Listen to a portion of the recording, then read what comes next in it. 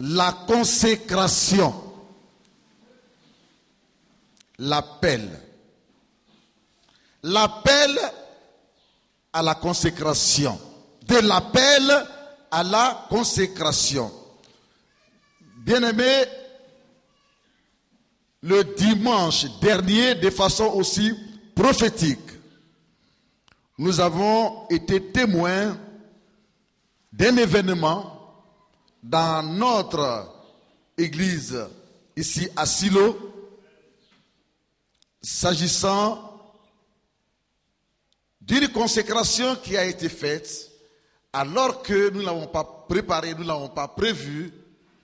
Comme d'habitude, les consécrations se préparent. Mais là, cette fois-ci, chacun de nous a été devant le fait accompli parce que Dieu en a décidé ainsi. Vers la fin du culte, une vision a été donnée à l'homme de Dieu et par obéissance donc à l'Éternel, la consécration d'Estelle,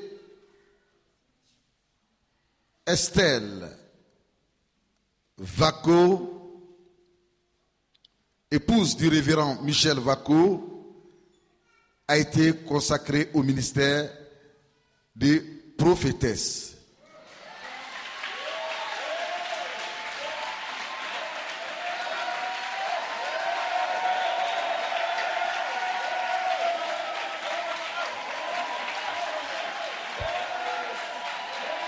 Gloire à Dieu. Aujourd'hui,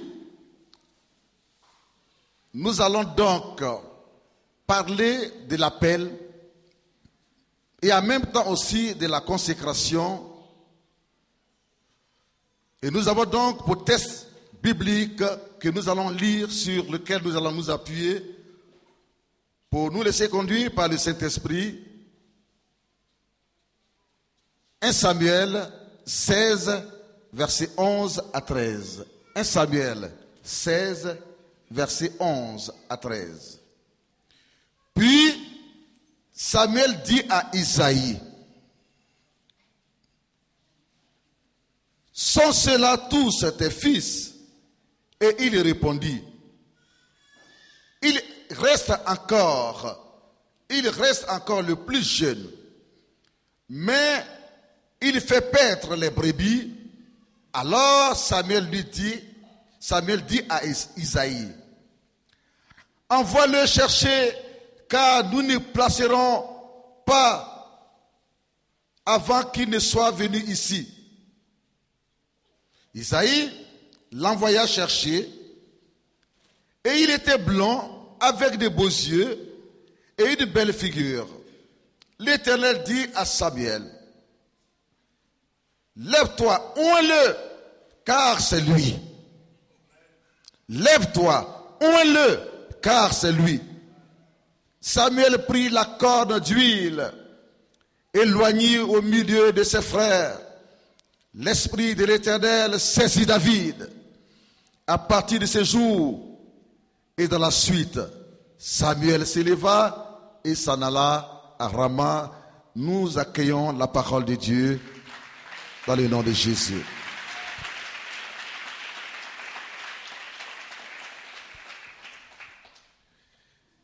Chers bien-aimés,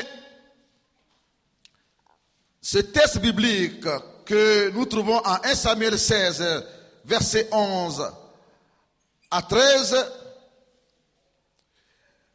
nous ramène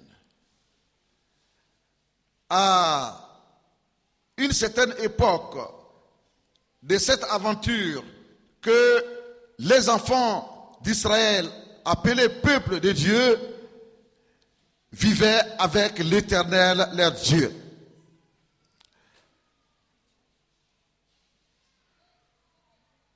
À un certain moment, le peuple a voulu d'un roi. Ils ont reçu un premier roi du nom de Saül qui n'a pas été à la hauteur de ses fonctions à cause de ce qu'il voulait se faire l'égal de Dieu, à cause de sa désobéissance, à cause de son orgueil. Quand Dieu disait de faire telle chose, lui disait le contraire, il faisait sa volonté.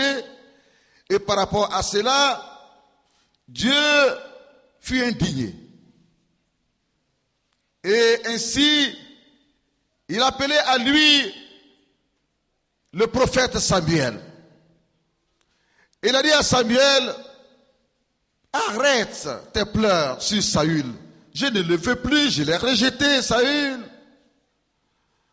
Parce que il est trop hautain et il est trop orgueilleux, il est déloyal, il est désobéissant.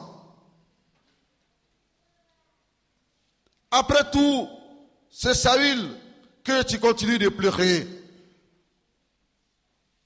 Parce que je l'ai rejeté. Il n'était pas mon choix, il était le choix des hommes. Il était l'élu des hommes.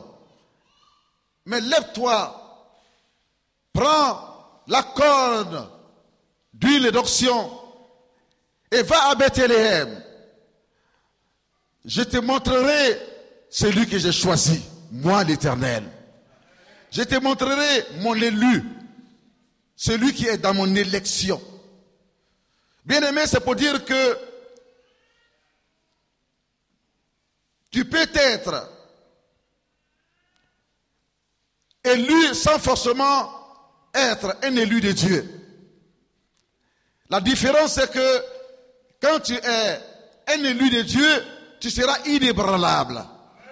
Parce que c'est Dieu même qui sera ton fondement. Tu t'asseras dans la présence de Dieu. Tu exerceras tes fonctions dans la présence de Dieu. Ton bureau sera rempli de la présence de Dieu. Alléluia. Alléluia. L'élection, qu'est-ce que ça veut dire? L'élection, c'est la graduation. L'élection, c'est la récompense professionnelle. L'élection, c'est la nomination. C'est être avancé dans un travail quelconque. L'élection, c'est un choix que quelqu'un a fait pour que tu exerces une responsabilité noble.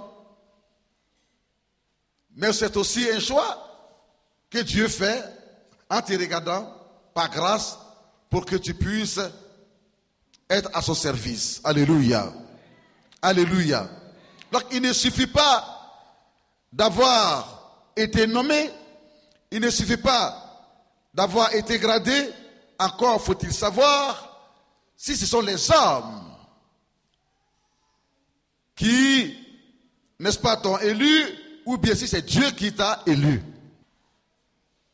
Et Dieu dit à Samuel, je vais te montrer l'homme qui sera le roi sur Israël, selon mon choix, selon ma volonté. Samuel, le prophète, a essuyé ses larmes et puis il s'est mis en route en obéissance à la voix de l'Éternel qu'il entendit. Lorsqu'il est arrivé à Bethléem, les Saintes Écritures nous disent qu'il s'est dirigé effectivement vers, si vous voulez, la maison de Isaïe. Un homme appelé Isaïe. Je ne parle pas d'Ésaïe, le prophète Ésaïe, mais un homme appelé Isaïe. Mais qui était Isaïe? Isaïe était un homme qui n'était pas connu là en Israël.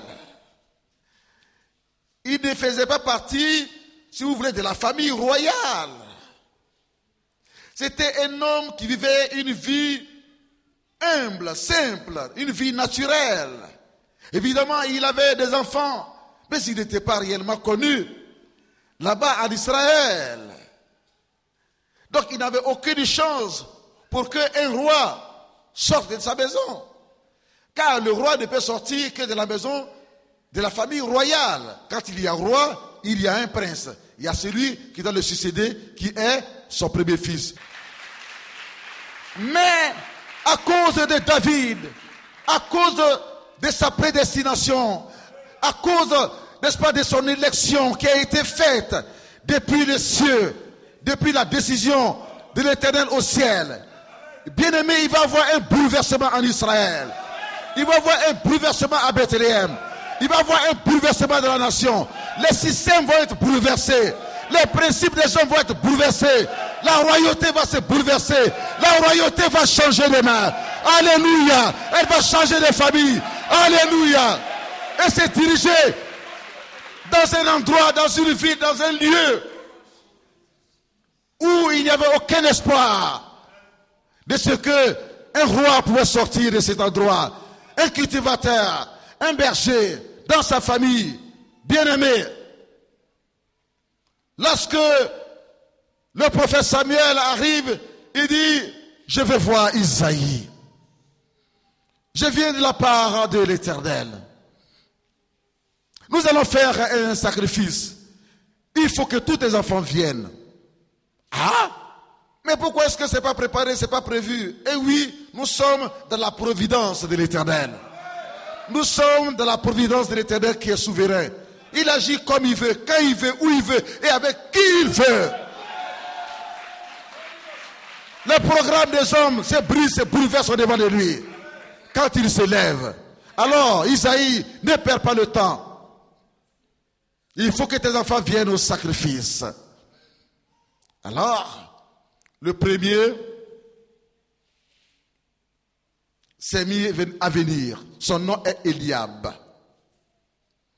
Quand le prophète Samuel a vu Eliab, il a vu son élégance, il a vu sa taille, il a vu sa beauté. Il s'est dit en lui-même, oui, c'est celui-là qui peut être le roi d'Israël, parce qu'il est bien grand, il est bien beau, il est bien bâti. Et ainsi, l'Éternel lui a dit, non, Samuel, mon serviteur, ne pense pas ainsi, car moi, l'Éternel, je ne regarde pas à ce qui frappe aux yeux. Vous, les hommes, vous regardez à ce qui frappe aux yeux. Mais moi, l'Éternel, je ne regarde pas à l'apparence, mais je regarde au cœur. Je regarde au cœur. Comment est-ce que le cœur est disposé? Comment est-ce que le cœur a de la place pour moi, l'Éternel? C'est à cela que je regarde pour faire mon choix. Celui-là, je l'ai rejeté. Je ne l'ai pas choisi. Le deuxième est venu, Abinadab. Et l'Éternel dit à Samuel, je l'ai rejeté. Le troisième est venu, Shama. L'Éternel dit à Samuel, son serviteur, je l'ai rejeté, je ne l'ai pas choisi. Et si Isaïe fit passer tous ses fils, et la Bible dit qu'ils étaient ensemble 7 fils, 7 fils qu'il avait. Et l'Éternel n'avait choisi personne. Il n'avait choisi personne. Bien-aimés, nous reverrons maintenant dans un test de base.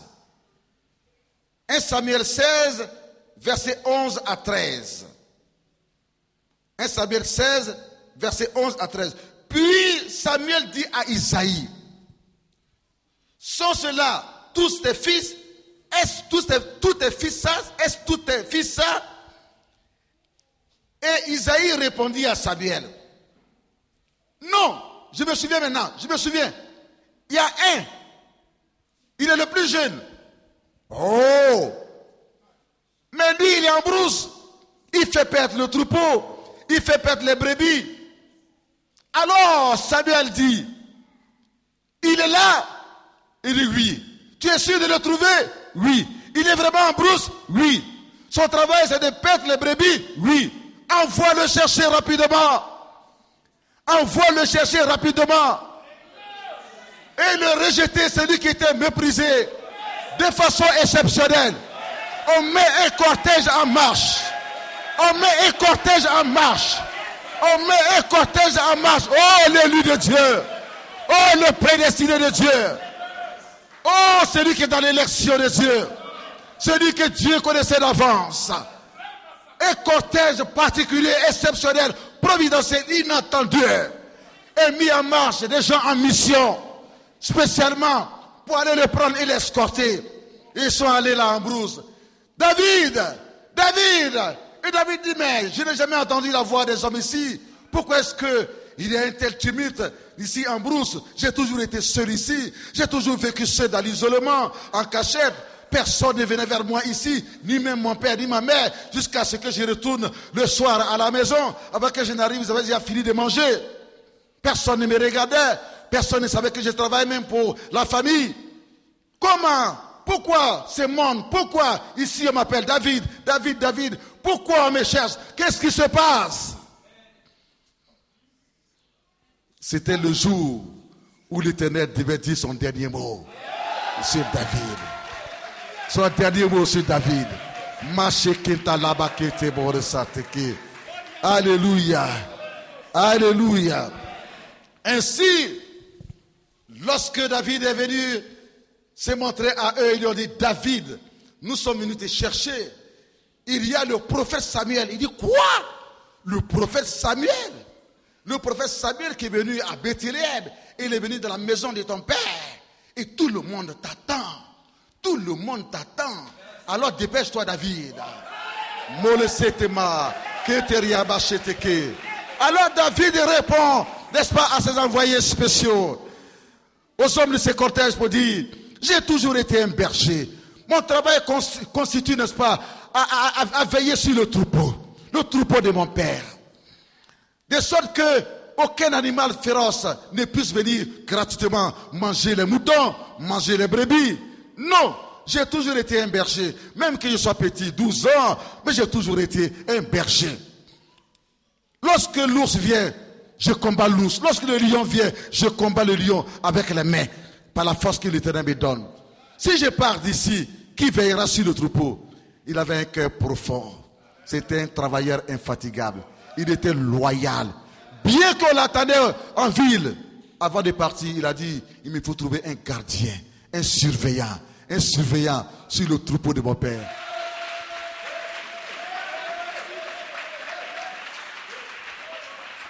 Il n'est pas ce pasteur qu'on envoie sur une église dans un village avec une lettre d'émission, des recommandations, mais quand il arrive là-bas, à cause de l'argent, quelqu'un d'autre lui propose de l'argent, il abandonne le troupeau. Et puis ça va travailler, faire le travail du monde.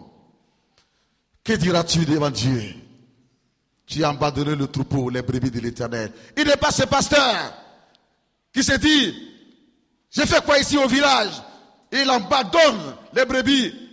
Et puis il va se chercher, n'est-ce pas, dans les quartiers IP, n'est-ce pas, dans les grandes villes. Parce qu'il a envie d'argent, il court après l'argent, il court après les réputations, il court après les titres. On va m'appeler bishop, on va m'appeler archibishop, référent, et ainsi de suite. Non! David a pris soin de trouver un gardien qui pouvait le remplacer là. Et veiller sur les brebis, car les brebis, c'était l'image des hommes qu'il allait diriger demain. Les brebis, c'est l'image des chrétiens. Les brebis, c'est l'image des chrétiens et des chrétiennes. Alléluia. Alléluia. Un bon berger sur les moutons peut être un bon pasteur. Parce qu'il a l'expérience de diriger. Il a l'expérience de prendre soin, de s'occuper. Il a l'expérience d'aller chercher une seule brebis en abandonnant les 99 autres quand une seule est perdue. De la trouver quand elle est malade, blessée, il la prend sur ses épaules, il la soigne et il la ramène au pâturage. On acclame le Saint-Esprit.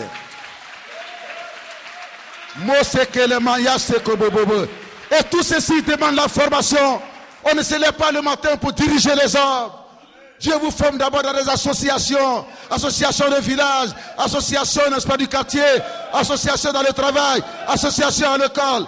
Dieu vous forme d'abord dans une sorte de militantisme quelque part, dans l'ombre, au moment où personne ne vous voit, personne ne vous connaît. Il vous forme dans l'ombre, il vous forme, il vous aide à ce que vous puissiez diriger, devenir des grands dirigeants demain. Il le fait dans l'ombre.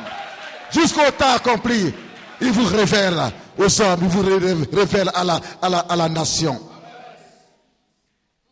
Quand ils sont arrivés, les envoyés ont dit à Samuel, oui, nous sommes venus avec David, il est là, il arrive. Et quand Samuel l'a vu, l'onction de Dieu s'est mis à bouillonner en lui.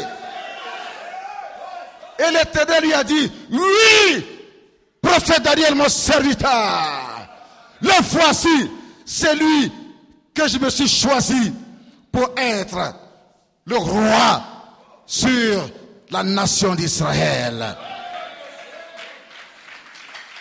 Alléluia. Puis Samuel dit à Isaïe, sont ceux-là tous tes fils? Et il répondit, il reste encore le plus jeune, mais il fait perdre les brebis. Alors Samuel dit à Isaïe, envoie-le chercher, car nous ne placerons pas avant qu'il ne soit venu ici. Ah!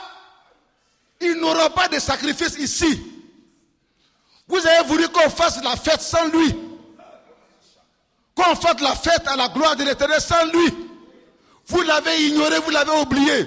Mais si déclare l'Éternel, tant que lui que vous avez méprisé n'est pas encore venu, n'est pas encore là, rien ne se fera ici. Rien ne se fera ici. Yembele Shekebosa. Mole Sete Kadasa. Oh Mayasa Kambaba Sata Kasata. Ori Mama Shekebosa. Ori Shekebobo. Eri Kabasita.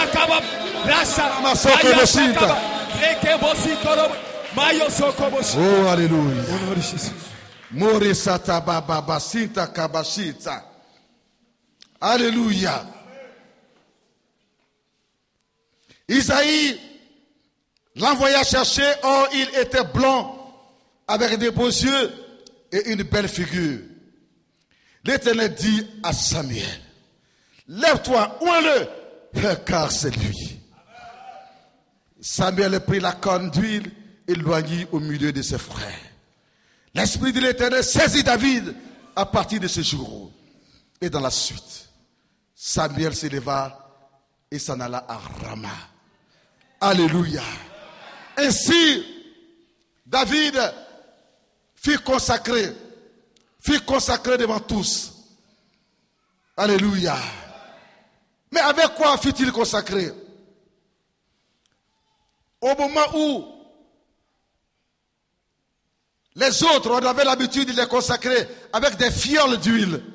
Des fioles d'huile, fioles. Comme ce qu'on prend pour jouer Lido. Le jeu de Lido. Lui, David, il a été consacré avec l'huile d'onction qui se trouvait dans une corde d'un animal sacrifié à l'Éternel. Oh Maya Sakaka. Mais il est que bossé taba. Moi c'est que n'a la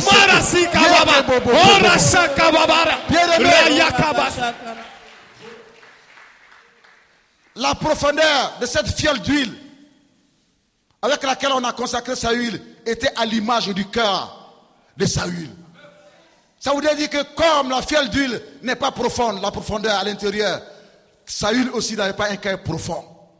Il n'avait pas un cœur profond, il avait un cœur charnel, un cœur orgueilleux, un cœur qui aimait que les richesses, un cœur qui aimait que la réputation, qu'on dise que son nom et que l'Éternel soit oublié. Est-ce que vous me suivez? La consécration qui était faite sur Saül qui est devenu roi était à l'image de l'état de son cœur, de la profondeur de son cœur, de la taille de son cœur, de la dimension de son cœur. Mais s'agissant de celui que Dieu lui-même s'était choisi, pour qui il a pris le temps de travailler sur lui dans l'ombre, afin de le révéler quand ce fut le moment. Bien-aimé, la Bible dit que l'Éternel a dit, prends la corde prophétique. Imaginez la corde d'un buffle, d'un animal. La profondeur était l'état du cœur de David, à l'image du cœur de David, qui avait un cœur profond, un cœur profond, un cœur profond, un cœur humble, un cœur humble, un cœur dans lequel l'Éternel avait pris le temps de creuser, de creuser. Il a enlevé l'orgueil, il a enlevé l'égoïsme, il a enlevé la jalousie, il a enlevé la fierté, il a enlevé les choses charnelles, autant de choses, il a brisé. L'Éternel a pris le temps de le briser, de le façonner, de le modeler à l'image des serviteurs de Dieu. Meleke pachete mosekeba. Mayaseke lokamba katakete kete labaseke mosete ayamba kete moseke mama melekete sitebo ere macheke lokobo mayeke besete kete. Tu veux servir le Seigneur, mais est-ce que tu as expérimenté la mort en soi? Tu veux servir le Seigneur, tout le monde partout, les hommes, les femmes, les jeunes filles, les jeunes gars, tout le monde court, mais il brûle les étapes. Oubliez l'étape de la croissance, l'étape de la maturation, la maturité spirituelle, l'étape qui conduit à respecter les escaliers pour monter au fur et à mesure jusqu'à arriver au sommet. Ils sautent d'un coup et ils veulent devenir comme celui qui a 30 ans de ministère en un seul jour pour eux. Ça ne marchera pas. Ils n'arriveront pas au milieu et ils s'écroulent. Et que cela ne vous étonne pas. Est-ce que vous suivez mes amis? Est-ce que vous suivez mes amis? C'est beau de servir le Seigneur, mais c'est aussi beau de respecter aussi les principes, les marches qui conduisent où? Les escaliers qui conduisent où? Au premier étage, au deuxième étage. Tu fais ton expérience au premier étage, après on t'élève au deuxième étage, au troisième étage, avant de devenir archbishop. Quelqu'un dise Amen. Quelqu'un dise Amen. Alléluia. Alléluia. Et c'est pendant cette marche que l'Éternel Dieu travaille. Ta nature. Et qu'il enlève ta nature pour qu'une nouvelle nature prenne place. À partir de cet instant, on dit qu'il est devenu une nouvelle créature. Mais moi je vais plus loin pour dire une nouvelle création. La mort en soi. Tu dois mourir dans ton orgueil. On ne doit plus parler de ton orgueil. Tu étais coléré, on ne doit plus parler de ça. Tu dois mourir dans ça. Tu parlais durement, violemment, méchamment. Tu ne peux pas servir Dieu avec. Tu prêches bien, tu pries bien pour les malades, mais ta nature est dégueulasse. Ton caractère est dégueulasse. Ça ne montre en rien que tu es un homme qui a expérimenté la croix, qui a expérimenté l'autel de sacrifice. David, il a été oint avec une corne d'un animal sacrifié sur l'autel de l'Éternel, qui démontrait clairement qu'il avait une grande destinée. À 12 ans déjà, bien-aimé. Et la corne symbolisait l'état de la corne, symbolisait la profondeur de son cœur, l'état de son cœur. Ne vous étonnez pas quand plus tard, Dieu dit de lui, malgré les péchés qu'il a commis plus tard, il a été pardonné quand il s'est repenti. Et Dieu dit de lui, voici l'homme, David, l'homme selon mon cœur. L'homme selon mon cœur. Plusieurs options opéraient, passaient par David. Il avait non seulement l'option de la royauté, mais il avait l'option de la démonstration de la puissance de Dieu. L'option du combat spirituel. Il était un vaillant guerrier, il était un général d'armée, il était chef d'état-major, il était un musicien, il était un psalmiste. Il était un roi, un politicien.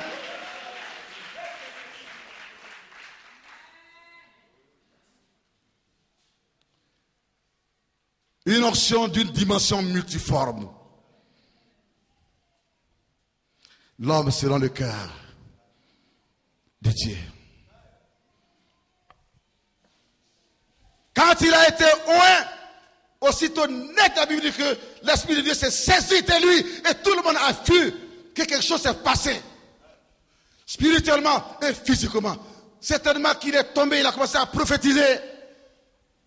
Certainement qu'il fut dans une très grande émotion.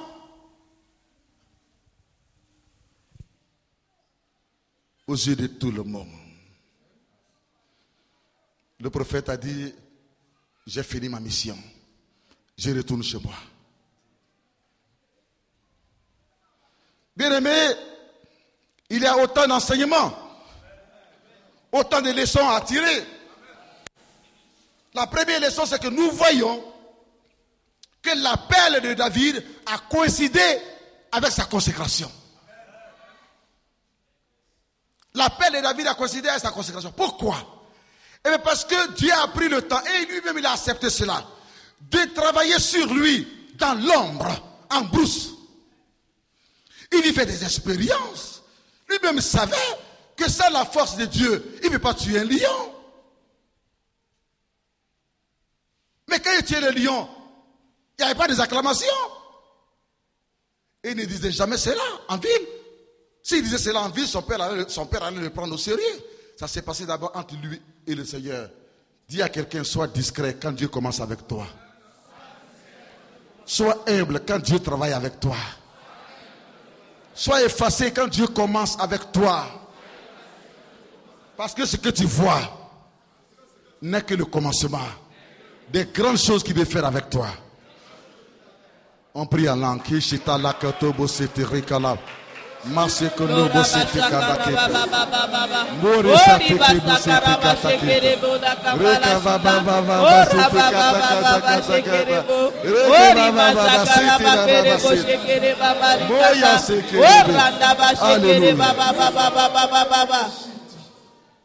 Il avait fini sa formation.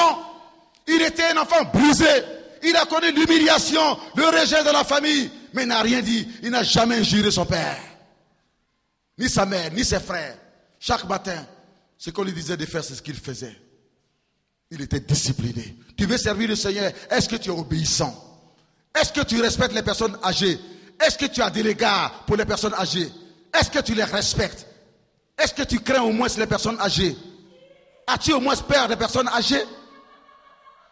Et tu veux servir le Seigneur, tu veux que Dieu te bénisse, tu veux que Dieu t'élève, sans avoir expérimenté le brisement. Mais si Dieu te bénit, qu'est-ce que tu vas faire? Tu te lèveras comme Dieu, comme Saül s'est levé contre Dieu. Pour servir le Seigneur, là où tu es dans ton travail, il faut la nature de Dieu, il faut le cœur de Dieu, il faut le caractère de Dieu. Quelqu'un peut te dire Amen.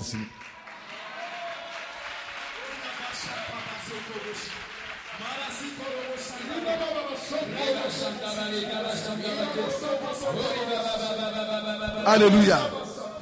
Il a fini de franchir toutes les étapes. Étant en brousse. Il était qualifié. Qualifié. Alléluia. Raison pour laquelle, qu'est-ce qu'il fallait entendre encore? En même temps qu'il a été révélé que c'est le choix de Dieu. C'est-à-dire que c'est lui que Dieu a appelé à le servir. En même temps net, ça coïncide avec sa consécration. Pourquoi est-ce que nous mettons le temps en tant qu'apôtre, par la grâce de Dieu, des années pour consacrer quelqu'un qui a fini sa formation pastorale? Parce qu'il n'y a rien de Dieu en lui. Tout le monde peut aller à l'école pastorale. Tout le monde peut aller. Et ne pas voir la nature de Dieu, le caractère de Dieu. Tout le monde peut aller apprendre à connaître la Bible, apprendre comment on prêche, les techniques pour prêcher, pour prier pour les malades. Mais sans pour autant exprimer le caractère de Dieu. Mais tant que le caractère de Dieu ne s'exprimera pas, personne ne te consacrera, il ne te posera les mains. Car la Bible dit, dans l'île de Timothée, ne pose pas les mains avec précipitation, pour ne pas que tu participes au péché d'autrui. Tu sais dans quel péché il est quitté? Il y vit. Et puis il vient, tu poses les mains, Donc tu cautionnes. Tu participes à ces péchés. C'est-à-dire que tu es en train de lui dire que oh, tu es bon, tu es tellement bien, continue comme cela. Toujours tu viens, on t'imposera les mains. Et lui, il en tire une fierté. Non. Non, il faut l'aider à changer. Et ne pas imposer les mains. Parce que quand tu imposes les mains, tu es en train de dire que Dieu est d'accord avec toi. Quand imposer les mains, c'est un point de contact pour libérer quelque chose qui vient de Dieu. Sur la personne. Est-ce que vous suivez, mes amis? C'est qui a compris qu'il acclame le Seigneur.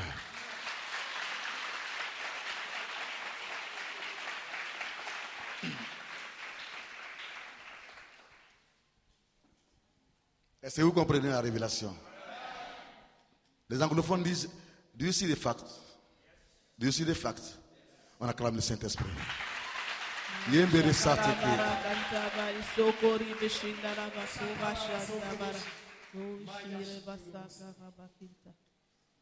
Deuxième leçon à tirer. David était absent. Pourquoi était-il absent?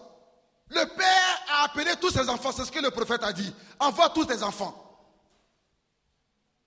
Il envoie les enfants, ses enfants, et il oublie. C'est-à-dire qu'il ignore David.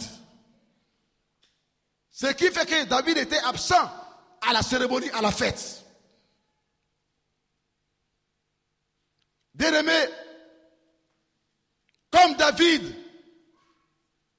dans ta famille, dans ton travail, on t'a oublié. Mais je prophétise en ce matin que toi l'oublié, l'Éternel Dieu permettra qu'un jour on t'entende. Au point où si tu ne viens pas, les choses de la famille ne se feront pas. Au point où si tu ne viens pas, les choses de ta société, de ton travail, de ta fonction ne se feront pas. Parce que le jour arrive, l'Éternel Dieu va mettre sa main sur toi. Et les gens verront cette gloire sur toi. Et ils diront que c'est toi qui as la solution.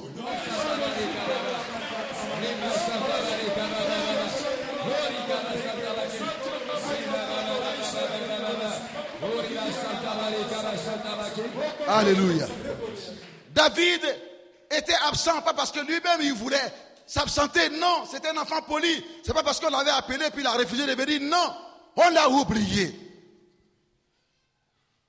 Il n'avait pas été invité. Il avait été ignoré par son propre père, par sa propre mère.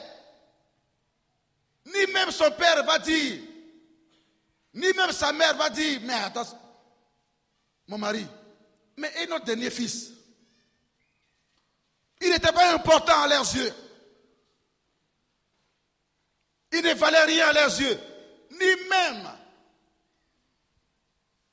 son grand frère, son deuxième grand frère, et ainsi de suite, s'il avait des sœurs, aucune ne va suggérer au père, père, mais David n'est-il pas ton enfant? Le prophète a dit de faire venir tous tes enfants. Mais pourquoi? Pourquoi est-ce que David n'est-il pas là aussi?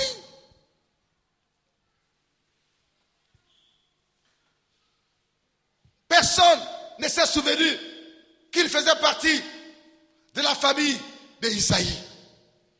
Personne, ni même les gens du village Bethléem, connaissaient tous les enfants d'Isaïe. Étaient à la fête.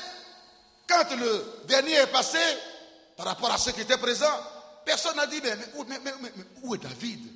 Mais pourquoi est-ce que David n'est pas là? Il était rejeté. Il avait été méprisé.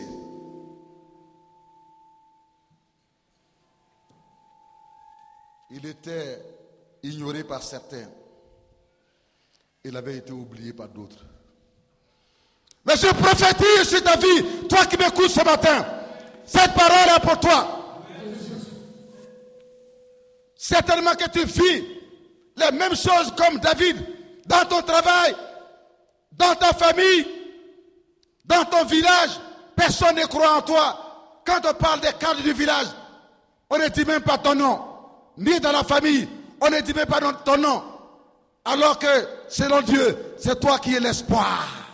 C'est de toi qui va venir l'espoir, la renommée, la bénédiction de cette famille, de ce village. Pour autant, quand ils sont assemblés pendant les fêtes ou dans des réunions où ils doivent prendre des grandes décisions, tu es là, mais personne ne t'appelle. C'est quand tout finit que maintenant on te voit et on te fait les rapports comme si tu étais pas membre du village et de la famille.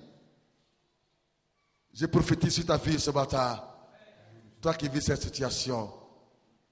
Que ta bénédiction est en route. Que ta bénédiction est en route. Ton miracle est en route. Ton élévation est en route. Parce que tu es le choix de l'Éternel. Que tout ceci t'arrive. C'est parce que tu es le choix de l'Éternel que tout ceci t'arrive. Mais voici Un jour nouveau s'élève sur toi. Un soleil nouveau commence à briller pour toi. L'onction de Dieu. La gloire de Dieu. La gloire de Dieu. La gloire de Dieu va descendre sur toi. Au nom de Jésus. Et toi l'oublier. Tu seras celui qu'il faut attendre d'abord. Qu'il faut attendre d'abord dans les prochains jours. Qui arrive. Qu'il faut attendre d'abord avant de décider quoi que ce soit. Reçois maintenant l'onction de l'élévation, l'onction de la révélation, l'onction de l'élévation, de la nomination. Au nom de Jésus. Tu es le choix de Dieu.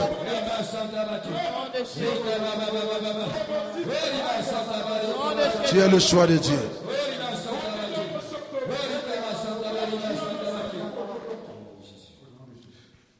You may be seated, please. Autre enseignement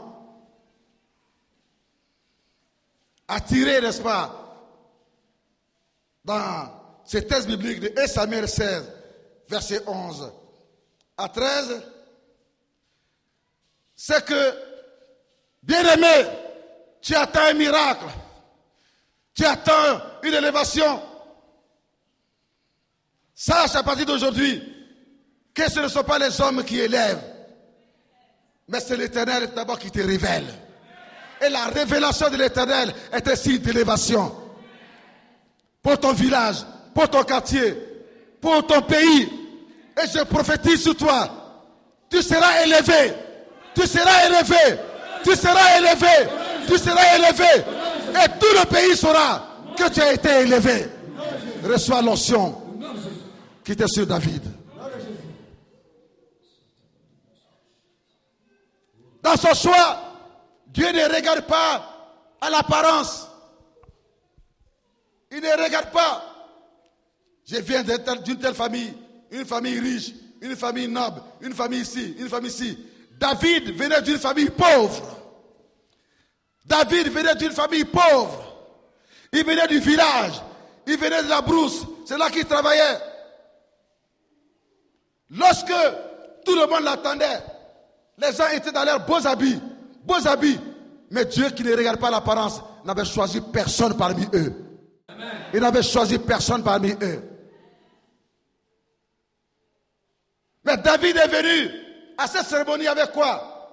Il est venu à cette cérémonie avec ses habits de brousse.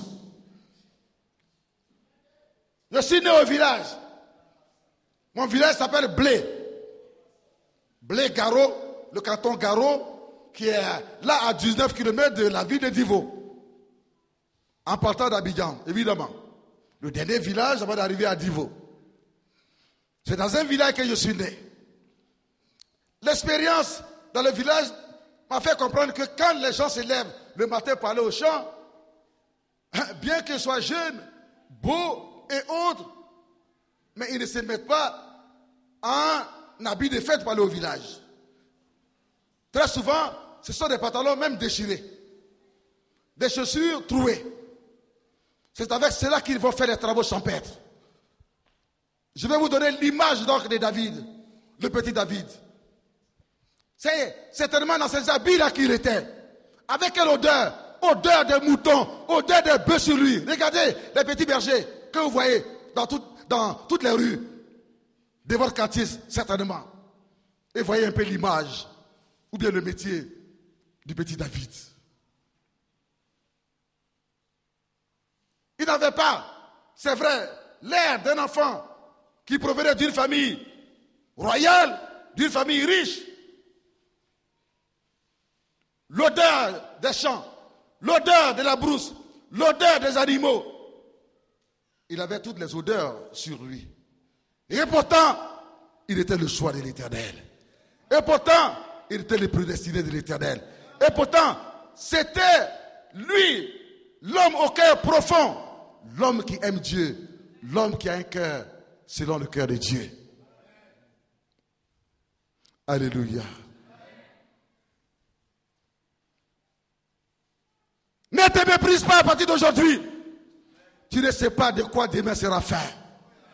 Dieu surprend les hommes. Dieu surprend les femmes. David a été surpris. Et parce que Dieu avait préparé de façon prophétique son appel et sa consécration depuis les cieux, la terre n'a fait qu'obéir. Car le cœur du roi est comme un courant d'eau, un bouton dans les mains de l'Éternel. Il suffit qu'il appuie le bouton et puis le cœur s'incline dans la volonté de Dieu. Ce jour-là, tout le monde s'est incliné, s'est préparé de façon spéciale, extraordinaire, par rapport à la décision que l'Éternel avait prise depuis. Il n'avait pas préparé cela, les hommes. C'était providentiel. Sur le champ, une réunion solennelle. Qui peut faire ça? C'est Dieu. Il incline les cœurs des uns et des autres. Alléluia. Et quand il t'a choisi, tout le monde t'apprécie, tout le monde t'accepte. Tout le monde t'apprécie, tout le monde t'accepte.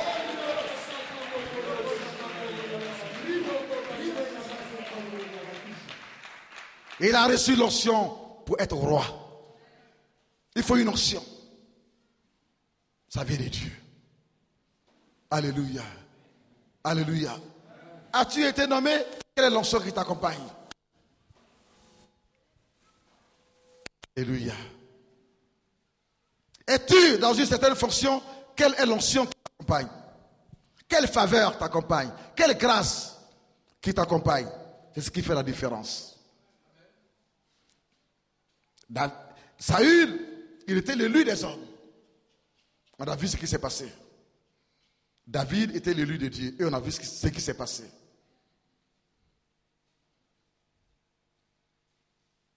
Sache que tu as de la valeur. Sache que tu es important aux yeux de Dieu. Sache que Dieu a un plan pour toi. Ne te laisse pas couler. Réunis-toi. Relève-toi. Crois en toi. Crois en la parole de Dieu. Crois en Dieu. Crois en ce que Dieu veut faire avec toi. Tu n'es pas l'effet du hasard. Dieu a un plan pour toi. Et tu ne mourras pas. Je le déclare sur ta vie. Tant que tu n'as accompli ce plan. Entre dans le programme de Dieu. Dieu t'arrache ce matin à la mort. C'est ton Goliath qui mourra. Ton Goliath qui sera placé à ta place. À l'autel des sacrifices des méchants. Mais toi, ce butin qui voulait manger, ce butin dont il voulait boire le sang, tu leur as arraché ce matin. Tu leur as arraché ce matin. L'Éternel t'arrache de leurs mains. Il t'arrache de leurs mains. La mort programmée sur ta vie est brisée ce matin. La mort prématurée sur ta vie est brisée ce matin. L'échec prématuré sur ta vie est brisé ce matin. Le plan du diable échoue de ta vie ce matin. Échoue ce matin. Et laisse place au plan de l'Éternel Dieu. Acclame le Saint-Esprit.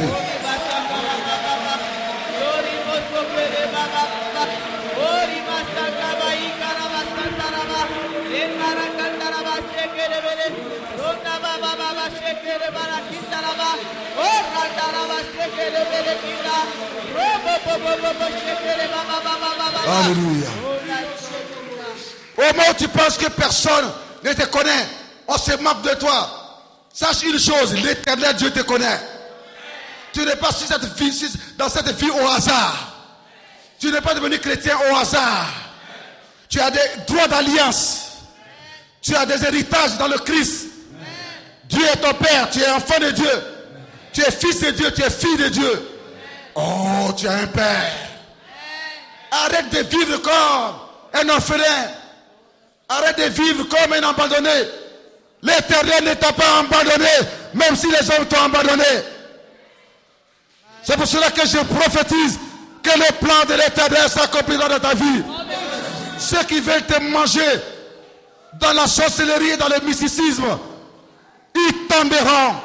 Ils tomberont. Ils tomberont. Et c'est leur propre chair qu'ils mangeront dans leurs confréries. Au nom de Jésus, l'Éternel t'arrache de leurs mains. Il arrache ton travail de leurs mains. Il arrache ton mariage de leurs mains. Il arrache tes projets de leurs mains. Il arrache ta destinée de leurs mains. Au nom de Jésus, reçois la révélation qui sauve, la révélation qui délivre, la révélation qui guérit, la révélation qui élève, la révélation qui donne du travail, qui rend prospère. Oh,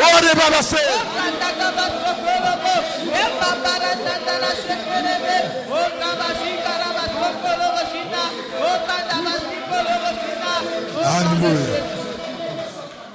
Est-ce que tu peux acclamer le Saint-Esprit pour ta vie? Est-ce que tu peux acclamer le Saint-Esprit pour ta vie?